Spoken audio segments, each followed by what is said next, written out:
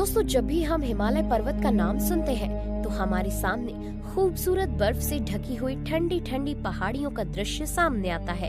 पर क्या हो जब पता चले कि इन पहाड़ों पर जमी हुई बर्फ के नीचे एक कंकालों वाली झील है, जिसमें लगभग 600 कंकाल देखने को मिलते हैं। आप भी ये सुनकर अचंभित रह गए होंगे ना? लेकिन वास्तव में ऐसी एक झील है जहां ये सब मिला है। तो आइए जानते हैं इस वीडियो में उस झील के बारे में। दोस्तों, भारत में स्थित हिमालय पर्वत की 3 त्रिशूल जैसी दिखने वाली चोटियों में समुद्र तल से करीब 16,500 फीट अर्थात 5,029 मीटर की ऊंचाई पर रूपकुंड झील स्थित है, जिसे कंकालों की झील भी कहा जाता है, क्योंकि यहाँ पुराने समय के बहुत से इंसानों की हड्डियाँ जहाँ तहाँ दबी हुई मिलती हैं। आखिर इस झील में मिलने वाले कंकालों के पीछे का रहस्य क्या है, ये बताने से पहले हम आपको बताना चाहेंगे कि इस झील का नाम रूपकुंड कैसे पड़ा। वर्णन मिलता है कि कैलाश पर्वत जाते समय जब माँ पार्वती को बहुत तेज प्यास लगी थी तो उन्होंने भगवान शिव को इसके बारे में बताया। इसके बाद शिव जी ने अपने त्रिशूल को पर्वत पर फेंका, जिससे वहाँ एक कुंड बन गया और उसमें पानी निकल आया। पानी पीते हुए जब माँ पार्वती ने इसमें अपना चेहरा देखा तो उन्हें ये कुंड बहुत ही सुंदर लगा। इसके बाद से ही इस कुंड को रूपकुंड कहा जाने लगा। वैसे तो रूपकुंड झील बहुत पुरानी है, पर इसे केवल गर्मियों में ही देखा जा सकता है, क्योंकि ये सर्दियों के मौसम में भारी बर्फ से ढक जाती है। रूपकुंड झील के रहस्य के बारे में वैसे तो पहले से कोई जानकारी नहीं मिलती है, लेकिन जब वर्ष 1942 में वहाँ पर फॉरेस्ट गार्ड रहे H.K. माधवल ने हिमालय की चोटियों पर जाते समय इस झील को देखा तो उन्हें यहाँ पर बहुत से कंकाल दिखाई दिए, और ये कंकाल न केवल झील में बल्कि उसके आसपास भी बिखरे हुए थे। इसके रहस्यों के बारे में हमें बहुत से अलग अलग तथ्य मिलते हैं। साथ ही यहाँ के लोक गीत में भी इसका जिक्र मिलता है। तो सबसे पहले इसकी प्राचीन कथा के बारे में जानते हैं। एक बार कन्नौज में भयंकर अकाल पड़ा, जिससे निपटने के लिए वहाँ के राजा यशधवल ने नंदा देवी से अकाल ठीक होने की मन्नत मांगी। इसके बाद राजा यशधवल अपनी गर्भवती रानी और अन्य दास दासियों के साथ त्रिशूली पर्वत होते हुए नंदा देवी मार्ग पर स्थित रूपकुंड में पहुँचे। वहाँ राजा के साथ आए दास दासियों ने बहुत नृत्य किया।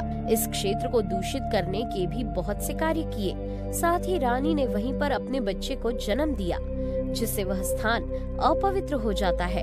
नंदा देवी, जो कि पार्वती का ही एक रूप थी, इस बात से बहुत क्रोधित हो जाती है, जिसके बाद फिर ऐसा बर्फीला तूफान आता है जिसमें राजा अपनी रानी और समस्त दास दासियों सहित वहीं पर दब जाते हैं। आप सोच ही सकते हैं कि नंदा देवी के क्रोध का परिणाम कितना भयानक हो सकता है। बहुत समय तक उनके शरीर वहाँ पर दबे रहते हैं। फिर जैसे जैसे समय निकलता गया वैसे ही उनके अवशेष रूपकुंड में मिलते जाते हैं। आज भी ये कहानी हिमालय क्षेत्र के लोगों से सुनने को मिलती है, और नंदा देवी को प्रसन्न करने के लिए हर 12 साल में एक तीर्थ यात्रा का भी आयोजन किया जाता है। लेकिन ये कहानी उस फॉरेस्ट गार्ड को पता नहीं थी, इसलिए वो कंकाल के दिखने से बहुत ही घबरा जाता है। साथ ही उसे लगता है कि कहीं ये कंकाल जापानी सैनिकों के तो नहीं है, जो द्वितीय विश्व युद्ध के लिए इस रास्ते से होकर जा रहे हो। इसलिए वो इन कंकालों की खबर तुरंत ही अन्य ब्रिटिश अफसरों को दे देता है। ब्रिटिश अफसर भी यहाँ इसलिए जल्दी आ जाते हैं क्योंकि उन्हें लगता है कि कहीं जापान भारत पर कब्जा करने के लिए तैयार ना हो। लेकिन उनकी ये सोच पूरी तरह से गलत साबित हो जाती है, क्योंकि वो हड्डियाँ न केवल 100 साल बल्कि उससे भी ज्यादा पुरानी थी। फिर आसपास के लोगों से पूछने पर उन्हें श्रापित राजा की कहानी भी पता चलती है।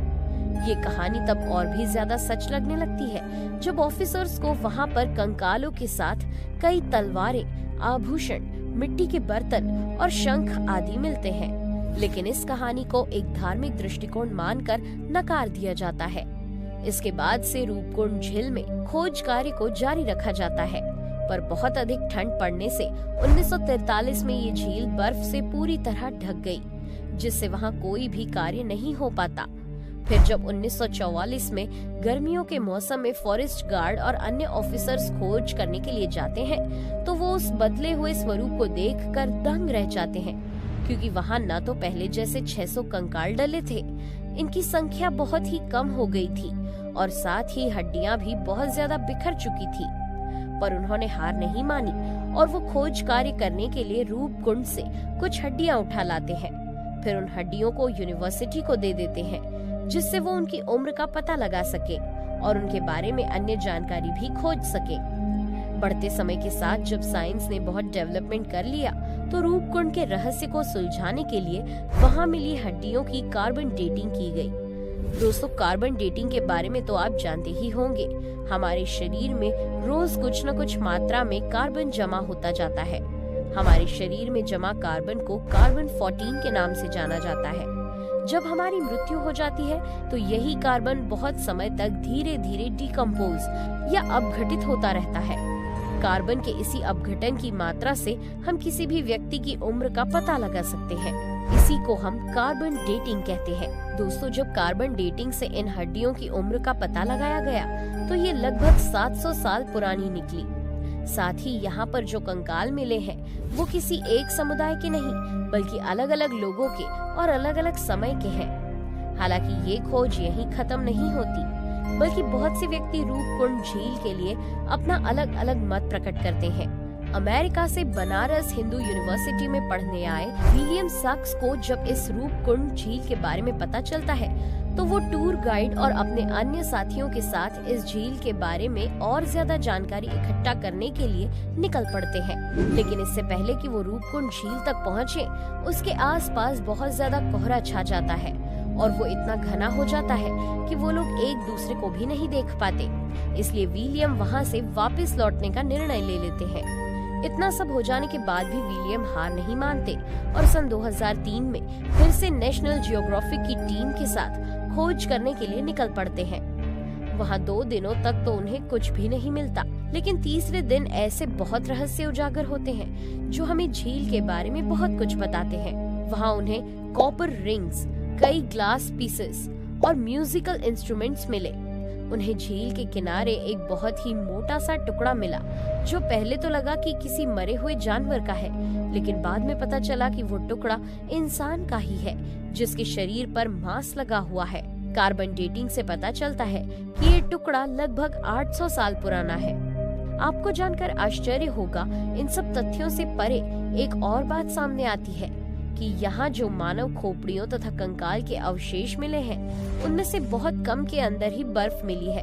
अर्थात यहाँ जो कंकाल मिले हैं, उनमें से बहुत कम की ही मौत बर्फ के तूफानों या क्रिकेट बॉल के आकार के ओलों के गिरने से हुई है।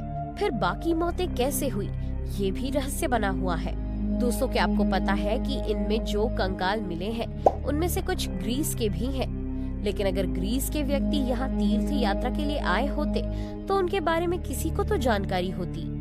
पर यहाँ आसपास या किसी लोकगीत किसी में भी इनका जिक्र नहीं मिलता है। एक खोज में यहाँ के 38 अवशेषों की भी डीएनए जांच किए गए। तब पता चला कि इनमें से कुछ लोग साउथ एशियन एंसेस्टरी, कुछ ईस्टर्न मेडिटेरेनियन रीजन और कुछ साउथ एशियन से संबंधित व्यक्ति भी हैं। यहाँ मिले कंकालों को देखने पर पता चलता है कि ये 2 भागों में बटे हुए थे। एक भाग था उच्च ब्राह्मण वर्ग का और दूसरा नौकरों का। दोस्तों, इतना सब जानने के बाद यही बात समझ में आती है कि ये जो कंकाल हैं, वो अलग अलग समय में आए तीर्थ यात्रियों के हैं। पर इस बात में एक प्रश्न बना रह जाता है कि इन तीर्थ यात्राओं की शुरुआत तो 15वीं सदी में की गई थी, लेकिन जो कंकाल मिले हैं वो तो इससे भी पुराने हैं। इसलिए इस झील के बारे में कुछ नहीं कहा जा सकता। तो दोस्तों, झूठ क्या है और सच क्या, ये अभी तय करना बाकी है। आपको इस रूपकुंड झील के बारे में जानकर कैसा लगा, जरूर बताएं। साथ ही अगर आपको हिमालय पर्वत की सबसे ऊंची चोटी का नाम पता है, तो कमेंट करके जरूर बताएं। और हाँ, जाते जाते वीडियो को लाइक और चैनल को सब्सक्राइब जरूर कीजिएगा। Thanks for watching.